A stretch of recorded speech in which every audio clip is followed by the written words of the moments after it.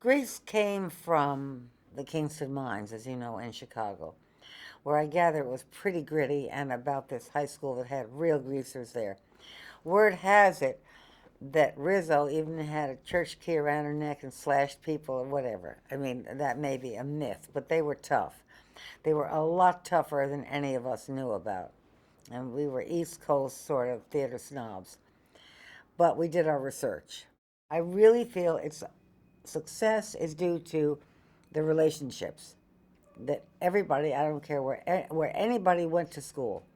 I don't care if it was a bad high school or a snazzy boarding school, there was always somebody in that category, the fast girl, the leader of whether it be a pack or a gang or a preppy group. There's always the sidekick, there's always the third guy, and there's always a little mascot running around that wants to be part of it for the boys. For the girls, there's always the fast girl. There's always the one that hangs around with the older guys or wants to. There's always a slightly overweight, friendly one. And there's always a Sandy in every class. Grease on Broadway was not a huge hit, but it had very low running costs. So it could run along at 60, 70% capacity or whatever and still break even. So it had been running for 2 or 3 years when Alan saw it, and he loved the show. I had represented the authors of Grease for many, many years, and people had tried to buy it, and some actually optioned it, but no one knew how to make it. Hollywood's afraid of it. Hollywood had put thumbs down on musicals in the movies. After Sound of Music, which was enormous, nothing really worked very well. Hollywood had gone through a big musical phase in the 60s. There was the enormous success of Sound of Music, and then the studios all jumped on the bandwagon and mostly produced these big, bloated musical movies that ultimately flopped and in a couple of cases almost took out a studio. So by the time we got to the 70s, Hollywood wasn't keen on musicals. And certainly a teen musical, the older guys at the studios wouldn't have seen the possibilities in that being a big hit. Grease had been optioned by Ralph Bakshi, who was going to make it into an animated movie. And Alan was very disappointed.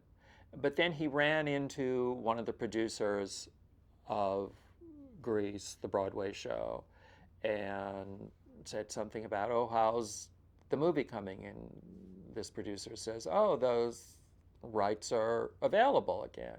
So he got the rights.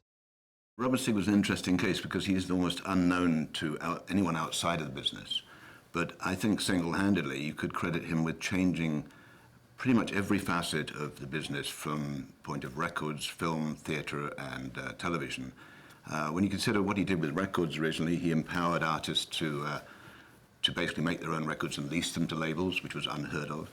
With theatre, he would put his own money up for shows. Television, he brought what became All in the Family and Sanford and Son over from England, became huge hits. And then he started theatre and then, of course, film. He broke the rules in terms of all the deals that were possible. The Saturday Night Fever deal was a good case in point where Paramount did not want to play ball with the kind of deal he was asking for.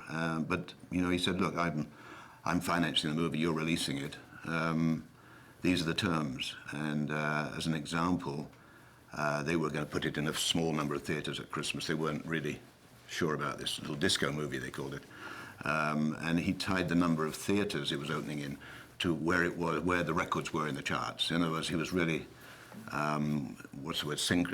synchronizing between record sales and film, which was unheard of, really. No one thought of soundtracks as being anything other than a small ancillary market. Saturday Night Fever, of course, went to #1, and they had to increase the number of theaters substantially. Since Paramount had made so much money on Saturday Night Fever by bringing in Robert, they had a lot of leverage. And Survive, too. They had done Survive with him. So he persuaded them to work with him, but he bought it with Paramount and then brought Robert in. He was legendary around town and had all these parties, and I think I got invited to a couple of them and met Alan. That's how I first met him at his big parties. And then I wanted to pitch him the Blue Lagoon. I wanted to make the Blue Lagoon, and so I asked him if I could come and talk to him about it. And I went to his house at Hill Haven Lodge, and he, I guess he was having some kind of sickness, and so he was in his bedroom on all these pillows, and I sat at the foot of the bed and pitched Blue Lagoon to him, and told him what I wanted to do, and then that was it. And then next thing I knew, I was being called about Grease. I had never seen it until Allan told me about wanting me to direct it, and then he flew me to Chicago, and we saw the local traveling company of Grease. And they didn't know we were in the audience, and we watched it, and when I was watching the show, I saw Summer Nights. That was the one that I really could tell how to shoot, because it was, the boys were on the left side of the stage, the girls were on the right, and it was back and forth. They sort of saying, cut back and forth, and at the end put them together. You know, that sort of jumped out. And a lot of the songs in the show I didn't have any way of figuring out how to shoot them, because they just didn't jump out, and we ended up dropping them and getting new songs. My master's thesis film was done at USC, and it was seen by Universal, and they started hiring me to direct television.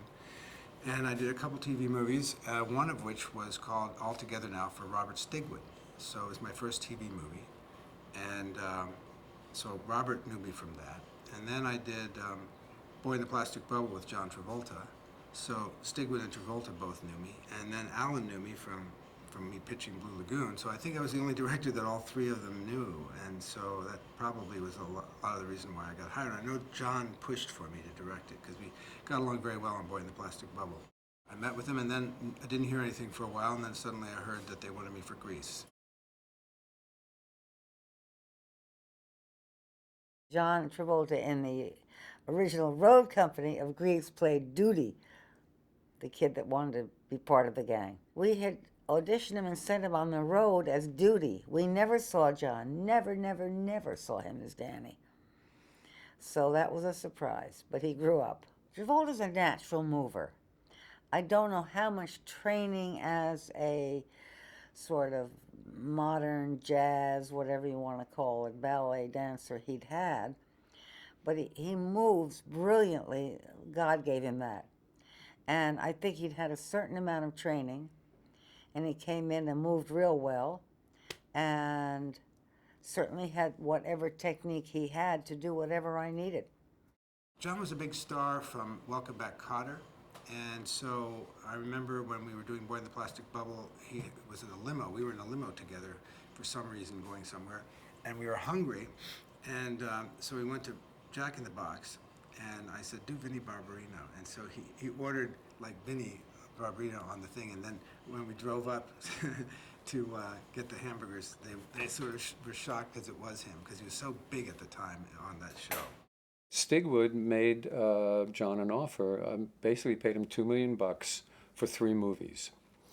And the 3 movies, the first one was Saturday Night Fever. The second one was Grease, and I think those were the only 2 that he knew about at the time of the deal. And the third one was later going to be something called Moment to Moment. We were editing Saturday Night Fever here at Paramount on the lot while we were shooting Grease in the day, and he would ask sometimes, how's it looking? And I remember one conversation at my house when he saw a bit of cut footage we showed him, and he said, out of the blue, he said, do you think maybe I could get an Academy Award for this, or a nomination? And at the time I was so shocked. I thought, they don't give awards for this kind of stuff. Well, you know, he was right. He got nominated for Saturday Night Fever. He did something really special in that film. With Danny Zuko, it was, for me, he could walk to, really. I mean, he knew how to do that. But he went straight from being Tony Manero in Darkest, Deepest Brooklyn to being on the playing fields of Venice High School, literally a month later, playing Danny Zuko. And I think he was, I don't think anyone could have done what he did. Allan and I were at a party at Helen Reddy's house, and Olivia was there, and we both talked about how she would be perfect for the role, because she had this goody two-shoes kind of vibe at the time with Have You Never Been Mellow and film songs like that. And we talked to her, and she had just done a movie in England that was a flop, a sci-fi movie called Tomorrow, and was very worried about doing another movie that was a flop. And so she was reticent, and we had to talk her into it. And she said she would do it if we did a screen test. So, and that had never happened before. Actors don't demand screen tests. The studio does. But she did, and so Alan and I talked with John and said we've got to make her feel calm and relaxed. So, you know, John treated her kind of like a little sister and sort of explained to her how it was going to work, and we shot the drive-in scene, and the chemistry was there. It worked. We thought about other people. One of them was Carrie Fisher, and my college roommate George Lucas was in post on Star Wars. So I called him up and said, can I look at some footage on Carrie Fisher, because we're thinking about her for Grease? And he said, okay, come over to the mix. And I went over there, and they were shooting, you know, a scene where a dogfight in space, and you saw her with these big ears going vroom, vroom, vroom, looking around. And I said, I can't really tell much from that. He liked the old-fashioned musicals. And I said, well, okay, I think we could, you know, let's see what we do. We take and we do some old-fashioned musical like Stairway to the Stars scenes in it, but we do the movie as if it's really happening in a high school. We picked Venice High School eventually, and we make those scenes in the high school seem as real and to the minute, almost kind of down and dirty, kind of reality style. And then when they dream about their car, Travolta slides under the car, and when he slides out from under the next car, it's in dream car. It's the perfect car. The engine's coming down from the ceiling, and they dance all around this car as if it were an old-fashioned musical. And they dream about their hairdos. Then that's Stairway to the Stars. So we do some scenes, old-fashioned musicals, but we do the main movie as if it's really happening, even though you've got comedians as teachers in this school. My mentor and teacher, Nina Foch, had a dinner party just before I shot Grease, and she invited Robert Wise. And so I sat with Robert and talked to him about West Side Story, shooting that. And I really wanted to do something similar to that one song that cuts back and forth, Tonight, you know, and the Jets and the things. And that was kind of similar to what we did with Summer Nights, cutting the boys and girls back and forth. But one thing that Wise said to me was, how much prep time do you have? And I said, we have 5 weeks. And he says, you've got to get out of this job. Quit while you're ahead. You need a year to prep a musical. And I kind of, it terrified me, but we didn't. And it's true, normally you would need a lot more time, but somehow the thing fell together in certain ways. I had an amazing team there of people that knew what they were doing, and Bill was extremely helpful in helping me because I'd only shot with the square, the television square, and here we were shooting the wide frame, so he was able to sort of help me with, you know, adjusting to that and figuring out what kind of compositions would work, camera moves, crane moves, things like that. We decided to shoot for a while at Venice High School, and we were going to do several numbers there. Now, the football coach at the time did not want us to be there. He didn't want us to be on the field. He didn't want to be he didn't want any complications in his life. So he made our life miserable. So he put the sprinklers on, you know, at times when we were preparing and stuff. He just wasn't warm and fuzzy. So I made a decision one day, and I said, if we're going to be here for so long, this is not going to work. Because we were going to take over the school. We needed to do, you know, all the dance numbers and the carnival at the end. So I said, okay, we need to change our approach. So before we started shooting, I'd say maybe 2 to 3 weeks prior, we're leaving that high school. So we decided we're only going to shoot there for a few things, and then we're leaving. And we're going to do the other scenes at other schools to get away from this school. I had a couple of visitors. One was John Schlesinger, and the other was George Cukor. They both came on the same day when we were shooting the big scene at the end, when the whole cast was dancing in this 102-degree weather. And we were shooting that scene where we go together in sections because it was so hot. and also because why shoot it all in one? Because we're going to cut it up. But when George Cukor came, I said, I did something very silly. I said, I'd like to run the whole sequence for George without any cameras rolling. So George sat at one end of the football field, and the whole cast was at the other end of the football field. And we ran the playback, and they did the whole thing, jumping around and dancing and coming up, and landed right at George's feet. And he was sitting in this chair, and they all landed at his feet. And then he looked over and said, very spirited. Pat Birch was the choreographer of the Broadway show and was invaluable in making Grease come to life on the screen, because she also knew where the laughs were, where the choreography worked, and because they had done it so many times on Broadway, and so they all knew it really, really well. And I was coming to it fresh, and so I was able to give a little bit of perspective, but mostly I was following their lead. My main job was to get with Pat Birch, who was the big creative person who had already done the thing on Broadway, and then get her and I to think both, well, how can we make this a great movie? How can we get the movement of these dancers to work for film? Not a Broadway stage which is sideways, and that doesn't mean anything on film because I don't even see it if it's not in this triangle. So I had to get across to her what lenses would see, what different lenses did, and then make the action that way, so when they get closer to camera, they gotta be in front of the camera, not over to the side of the stage. And she was brilliant. She caught on immediately. You didn't take 10 minutes to tell her what she needed to know. And even though it was her first movie, in no time at all she was choreographing and I was adjusting my camera to match her ideas. In the original show, Cha-Cha was a big, fat girl, Kathy Moss, who was just brilliant and moved like butter. And they won together. He got stuck with her, but they won hand jive together. And at the end of the prom, everybody went home, and she stood there with no date with her little statue. And that, to me, was a moment that Tom Moore, who directed the original Grease, and I were very proud of. And we never got that in the movie, because it was a different thing. It's a different cha-cha. A different cha-cha. The drive-in scene was thrown together. That I ordered about 10 interstitial drive-in things that they ran to get people to eat popcorn from the 50s, 10 of them. And the night that we were at the drive-in, we stopped shooting, and I said, let's run all 10, because I hadn't seen them. They just arrived that night. So we ran all 10 while the crew sat around, and I said, hey, that one with the hot dog, can we sync that to the end? And that's how it fell together. It was not planned at all.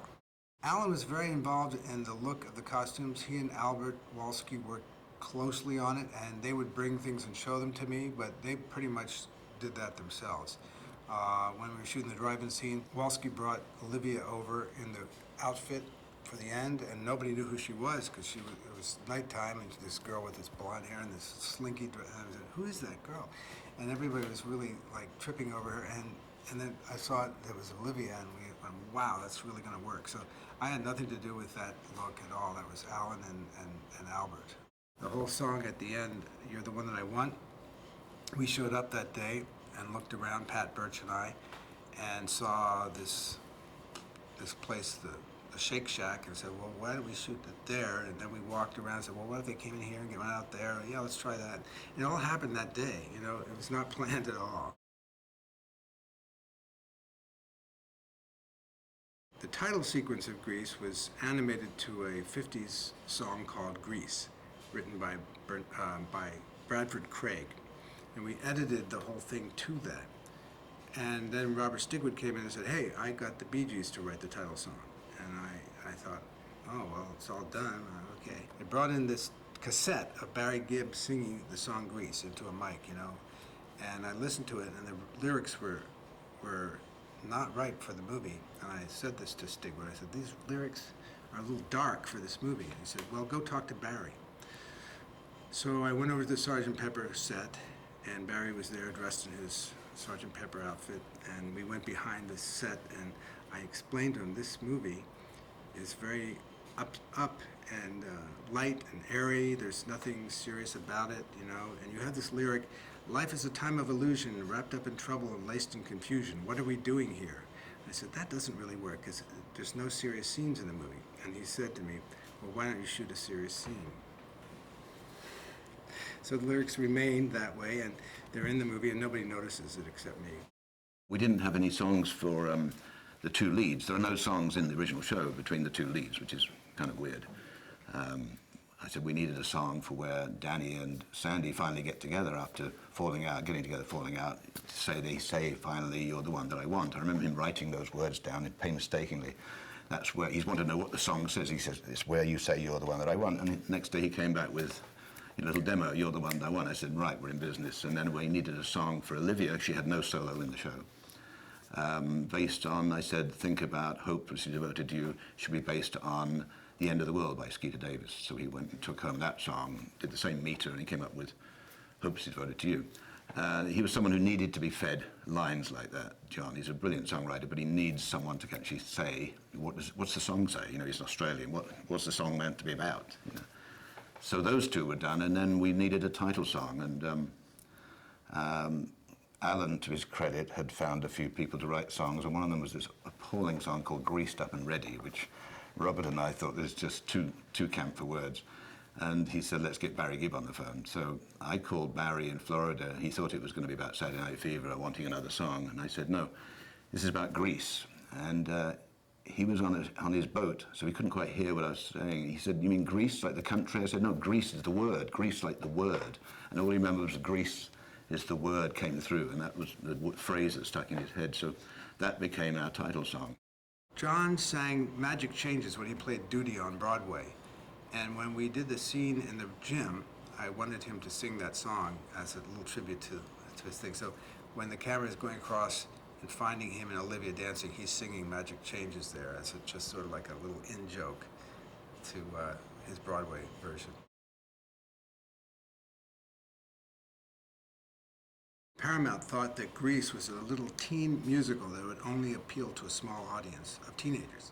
So they didn't really spend much time giving us notes or even paying attention. They were more interested in Heaven Can Wait with Warren Beatty. That was going to be their big movie of the year. And so Barry Diller and Michael Eisner were focused on that movie and sort of left us alone. So Alan was in the hospital, and the others were, the studio was paying attention to other movies. So Pat and I and Bill got to just play and do our thing. When the film got done, and we all went to the first screening at Paramount at Gulf and Western Plaza, or 59th Street here in New York, we all sat there with Barry Diller and everybody else, and Robert and Al, and the house lights came down after the film, and there was dead silence. Nobody knew what to say, and there were some the next day or so in Paramount who thought it was unreleasable. They thought it was terrible. Alan, of course, thought it was better than he ever dreamed of. He believed in it, like most producers who really believe in what they do.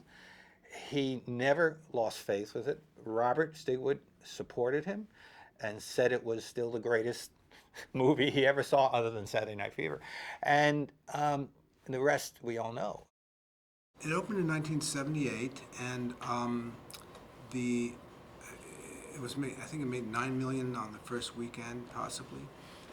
During those days, nobody really paid attention to the grosses and what was number one at the box office, because that had not been a big thing, and the public certainly had no idea. And I was part of the public at the time, and I didn't know what it meant. So when they said, oh, it made $9 million, I said, is that good or bad? I didn't know. And then it was number one at the box office for like 5 weeks, and I said, is that good? Or because I had never really followed box office. And they said, yeah, it's very good. And I thought they were just being nice. Because today everybody knows what's number one at the box office and who fell off and all that. But back then, nobody paid any attention to that stuff. When the movie came out, I'd be driving in my car with the top down. I had a convertible, and I'd be playing the radio, and I'd hear our songs. And then I'd switch the station, and they'd be on another station. I'd switch to the station, and they were playing all summer long while the movie was in the theaters, and it was just, that was surreal too. I don't know if that's happened since, you know, the idea that we had 4 number one songs rotating all the time, all summer, while the movie was in the theaters. And yeah, that was Very cool. I was 10 years old when Grease came out, and that summer, that was just the movie that you went to see, and you would go see it again and again. And you know, when you're 10, you don't notice the fact that all the high schoolers look 30. Grease at that time was the highest grossing movie musical of all time, and it held that position until Mamma Mia.